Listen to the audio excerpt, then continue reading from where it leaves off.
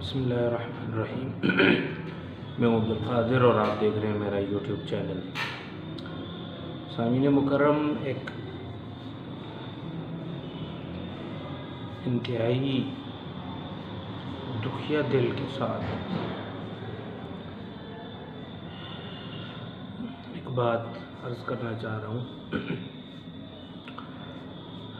آج ہمارے لیے ایک بڑا دکھ کا دن ہے۔ ختم نبوت کی ایک بہت تبانا آواز، ناموس ختم نبوت کے لیے راہ عظیمت پر چلنے والا ایک معذور بابا،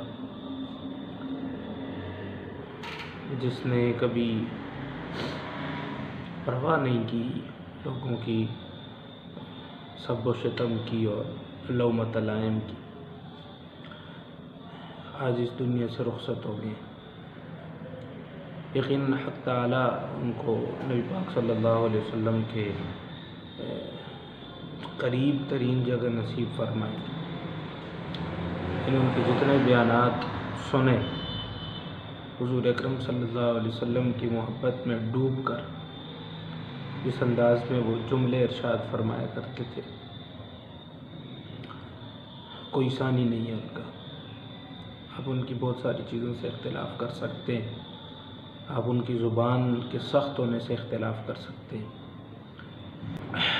ناموس رسالت اور ناموس صحابہ کے لیے بہت مؤثر آواز، جتنی دلیری کے ساتھ بیانات کے اندر بولتے ہوئے سنا، میں یہ سمجھتا ہوں کہ مکتبہ بریلوی کے اندر بہت عرصے کے بعد، شاید علامہ شاہ احمد نورانی کے بعد کوئی لیڈر پیدا ہوا تھا، اور مکتبہ بریلوی سے شاید ان کا اس انداز میں ان کا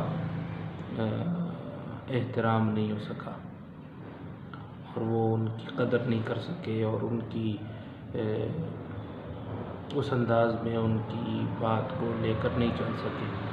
ورنہ اگر 2018 کے الیکشن کے اندر آزاد انتخابات ہوتے اور مکتبہ بریلوی ڈاکٹر خادم رضوی صاحب کی پیروی میں چلتا، تو پاکستان میں ایک بہت بڑا اپ سیٹ دیکھنے میں آ سکتا تھا۔ لیکن افسوس کا مقام یہ ہے کہ ہمیشہ کی طرح ایسی قداور شخصیت کو، علمی شخصیت کو، جو قرآن، حدیث اور اقبالیات، ان تین چیزوں سے ہٹ کر کوئی گفتگو نہیں کیا کرتے تھے، وہ ایک ایک جملے کے اوپر منٹوں اور گھنٹوں گفتگو کرتے تھے۔ میں سمجھتا ہوں کہ نبی پاک صلی اللہ علیہ وسلم کا ایک سچا عاشق آج نبی اکرم صلی اللہ علیہ وسلم سے ملاقات کے لیے آخرت کے سفر پر روانہ ہو گیا۔ قبر کے اندر اللہ تعالیٰ ان کو کروٹ کروٹ راحت، چین، سکون نصیب فرمائے، اور آخرت میں نبی اکرم صلی اللہ علیہ وسلم کے پڑوس میں جگہ نصیب فرمائے۔